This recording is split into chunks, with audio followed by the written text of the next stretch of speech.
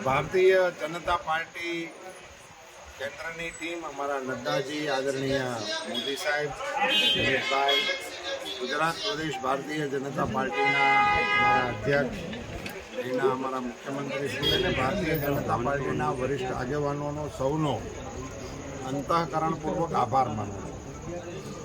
રાજકોટ મારા માટે ભારતીય જનતા પાર્ટીના પાઠ ભણવાનું કેન્દ્ર ગણાય. ભારતીય જનતા પાર્ટીમાં નાના કાર્યકર્તા તરીકે અમે અમરેલી જિલ્લામાંથી રાજકોટ મિટિંગો માટે આવવાનું શરૂ કરેલું.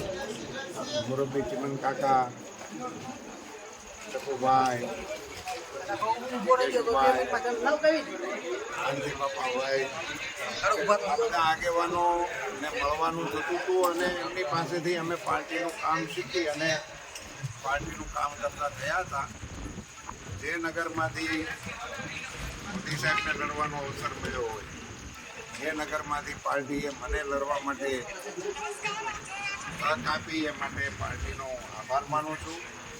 રાજકોટ ભારતીય જનતા પાર્ટીનો એવો કિલ્લો છે કે ત્યાં ભારતીય જનતા પાર્ટીના કાર્યકર્તાઓની એવી પ્રબળ ટીમ છે, જેને કારણે ભારતીય જનતા પાર્ટી સમગ્ર રાજ્યની અંદર પોતાની શક્તિનું પ્રદર્શન કરી શકે છે.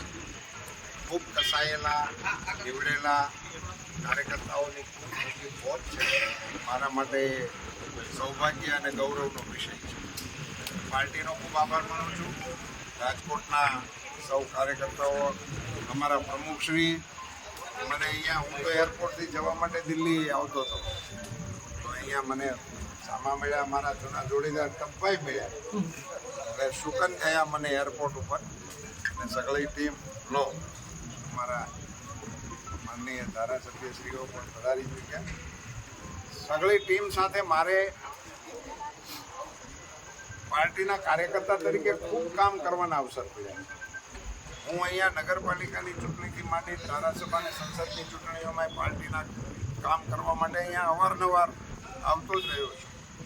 એટલે ઉમેદવાર તરીકે અહીંથી મારા માટે આ એક નવો વિષય ગણી શકાય.